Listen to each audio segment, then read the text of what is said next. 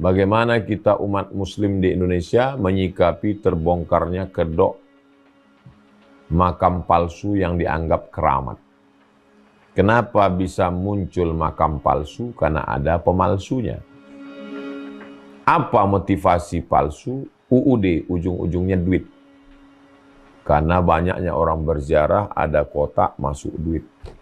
Jadi sebagai negara hukum, maka kita minta kepada orang-orang yang diberikan amanah, digaji oleh negara untuk menjatuhkan hukuman kepada orang yang bersalah. Adapun umat dicerdaskan bahwa ini pembohongan publik, penipuan. Maka semua kita bekerja, insya Allah kejahilan, kebodohan umat tidak dieksploitasi oleh orang-orang yang punya kepentingan.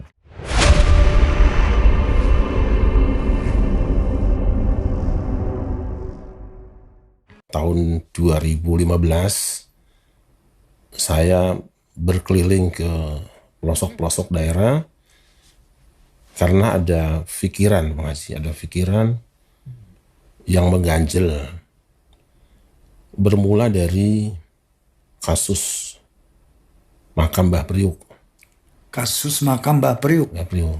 Ya, yang sempat ramai dulu itu ya. Ya, kebetulan saya diundang ceramah oleh Pak Wali Kota Bambang Sudiono untuk memberikan nasihat pada sambutan di peringatan Maulid Nabi di lapangan belakang kantor Wali Kota Jakarta Utara. Waktu itu bareng dengan Cici Paramida yang bernyanyi gambus. Ya. Sebelum kita mulai pengajian, saya diundang untuk masuk di ruangan kamar Pak Wali Kota bersama Lantamal dan Dandim kalau tidak salah. Pak Wali Kota menyampaikan bahwa ini sedang ada masalah di utara. Masalah apa Pak Wali? Masalah kuburan yang disebut dengan kuburan Mbah Priuk. Oke. Jadi yang benarnya bagaimana itu? Kata beliau, sebenarnya kuburan itu sudah dipindahkan ke Dobo, sudah tidak ada. Sudah dipindahkan ke Bogor. Ke Dobo. Ke Dobo. Dobo itu mana? Dekat juga dari situ, tidak jauh. Masih utara Jalan juga. Dobo. Iya.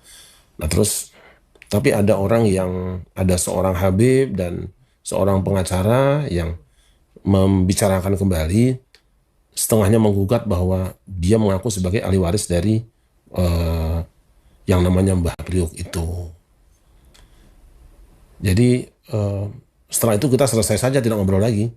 Nah kira-kira 1-2 minggu kemudian saya diundang lagi di kediaman beliau karena beliau akan umroh. Masih ngobrol itu lagi. Pas pada hari beliau akan umroh itu kejadian ribut di tanah itu. Di pemakaman itu. Iya, sebenarnya itu kan tanah Pelindo, Pak Haji. Tanah Pelindo. Kalau cerita yang kita baca bahwa itu orang dari Palembang yang akan ke Kalimantan kalau tidak salah, tapi wafat di kapal. Kemudian Wafat di kapal. Di kapal laut, kemudian menepi dan dikuburkan di tanah Pelindo itu. Nah dari situ saya mulai berpikir. Orang itu siapa namanya? Namanya Habib Muhammad Al-Haddad ya. Oh, seorang Habib. Habib. Dari Kalimantan. Dari Palembang. Dari Palembang, ya. Kalimantan, naik kapal laut. Ya. Kemudian meninggal di atas kapal. Iya. Kemudian dikuburkan di tanah Pelindo. Pasan itu. Ya. Dikuburkanlah di daerah Priuk itu. Di Pelindo itu ya, di tanah Pelindo. Kemudian. Mohon maaf, tahun berapa itu kira-kira peristiwa itu? Saya tahun 2010 kalau tidak salah. Tahun 2010? Iya. Dikuburkannya? Bukan, itu sudah tahun 1920-an lah kira-kira. Oh, 1920 peristiwa meninggalnya itu. Beliau itu. Keluarga Al-Haddad ya. Al-Haddad, kemudian setelah ramai ribut, Pak Yusuf Kala, Pak Kiai Ma'ruf Amin, dan para tokoh termasuk Habaib juga kumpul mengadakan mubahasah. Kesimpulannya adalah bahwa cerita tentang Mbah Priuk itu palsu. Sebentar. Tokoh yang dikuburkan itu adalah Al-Haddad, siapa namanya, Hasan. Ya. Bebasan. Meninggal di kapal, kemudian dikuburkan di situ. Kemudian dikeramatkan. Dipindahkan dulu. Sudah pindah kuburannya ke Dobo. Tapi setelah itu dikeramatkan, padahal itu tanah kosong. Oh, kuburan aslinya ada di Dobo. Di Dobo. Nah, yang dikeramatkan itu tanah kosong. Tanah kosong. Oke. Tapi memang kijingnya kemudian dipasang lagi. Oke. Itu adalah hasil dari investigasi tim yang sengaja dibentuk oleh Pemda DKI dan Majelis Ulama Indonesia, melibatkan Pak Yusuf Kalla, Kiai Ma'ruf Amin, dan termasuk Alwi Sahab yang pakar sejarah itu. Ya, ya. Habaib juga diundang, disimpulkan bahwa cerita, karena di buku itu diceritakan, ada bukunya ya, ada Habib yang bikin buku bahwa keramatnya ini itu semua adalah cerita fiktif dan kuburan itu sudah kosong. Kuburan itu kosong. Kosong. Jadi kuburan palsu saja. Palsu saja. Itu sudah terbukti ya? Sudah terbukti. Di tahun berapa itu? 2010. 2010. Ya waktu itu beritanya ramai itu. Sampai ada yang meninggal. Betul, betul. Nah dari situlah saya mulai berpikir sebenarnya apa sih yang terjadi? Bukankah di Jakarta ini ada beberapa tokoh ulama atau orang-orang besar yang mungkin layak juga untuk ditampilkan lah ya, seperti Pangeran Jayakarta. Kan? Ya. Nyaris tidak pernah terdengar. Kemudian Guru Mughni, Kiai Abdullah Syafi'i, Kiai Romli, kan? Itu kok hilang ceritanya. Kiai Nur Ali, Ki Zayadi juga hilang namanya. Padahal mereka adalah tokoh-tokoh yang bahkan Syekh Junaid juga itu hilang. Saya mulai berpikir sepertinya dia tidak berdiri sendiri.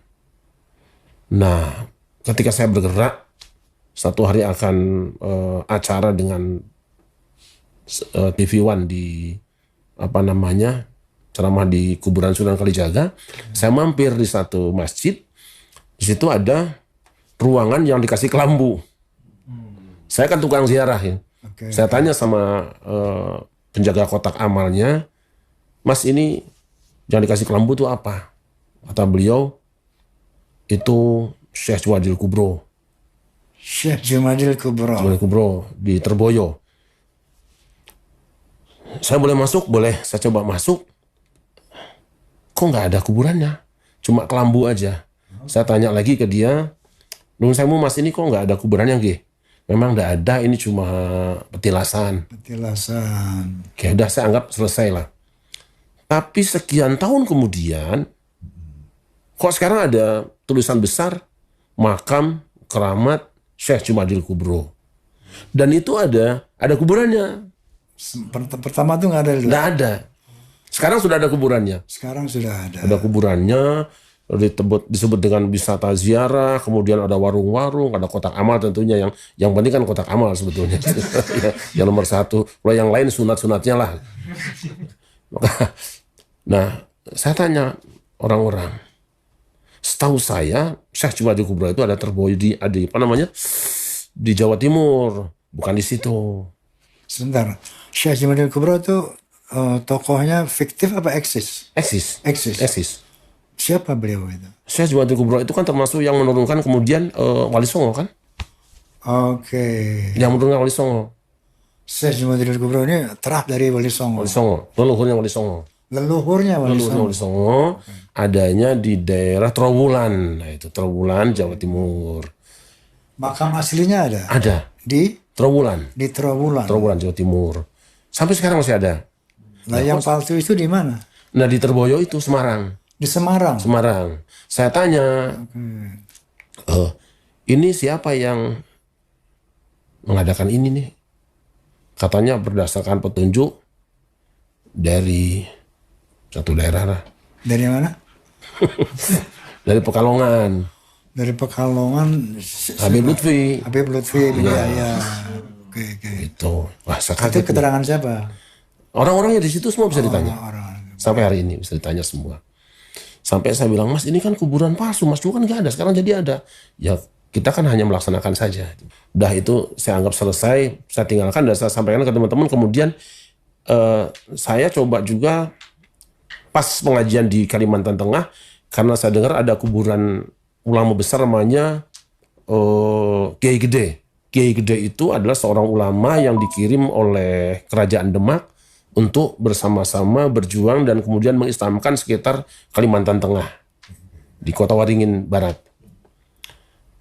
Nah, kedua kali saya datang ke sana, si penjaganya itu kalau tidak salah namanya Pak Tamrin atau siapa, kemarin ada Habib kesini mengatakan bahwa ini aslinya adalah Habib katanya. Ada yang bilang Habib Assegaf, ada Habib Al-Ghadri, macam-macam. Artinya apa? Bahwa seperti ada upaya untuk mencoba mengganti nama orang itu, nama orang. Itu sudah dihabibkan. Tapi untung masyarakat di sana masih tetap manggilnya Kiai Gede gitu. Kiai Gede. Kiai Gede. Yang maksud dihabaibkan itu apakah ada misalnya makamnya dirubah namanya apa tidak waktu di Sudah dibicarakan. sudah Jadi, dibicarakan? sudah dibicarakan dengan juru kuncinya, tapi kan masih ada tulisannya Kiai Gede dan itu sudah cukup masyhur. Itu ada masjid yang umurnya sudah 500 tahun lebih dari kayu semua di situ. Jadi mungkin tidak bisa mengganti langsung karena tulisannya juga besar dan masyarakat sudah tahu, tapi bahwa itu aliasnya sudah ada, alias Al-Habib anu. Alias Habib. Iya. Padahal bukan Habib. Bukan. Beliau Kiai Gede dari Demak. Sebentar Kiai, ini kan bisa aja Habib kan betulnya misalnya kan. Nah jadi bagaimana bahwa itu dinisbatkan ke Habib itu dan ternyata bukan Habib itu seperti apa? Ada penjelasan nggak? Ada di sejarahnya kan tertulis di situ bahwa namanya Kiai Gede saja. Kiai Gede. Orang Jawa. Orang Jawa. Orang Jawa. Yang dikirim oleh kerajaan Demak karena di sana kan sedang terjadi sesuatu ya, ada konflik terus minta bantuan. Beliau ada seorang ulama berangkat membawa 40 orang jamaah sehingga bisa sholat Jumat karena mazhab Syafi'i. Nah, Imam Syafi'i. kemudian di sana ada semacam perjanjian kalau bisa memenangkan konflik ini maka kami akan masuk Islam. Allah izinkan dapat kemenangan. Masuklah Islam. Tidak pernah orang mengenal namanya siapa-siapa kecuali Kiai Gede aja.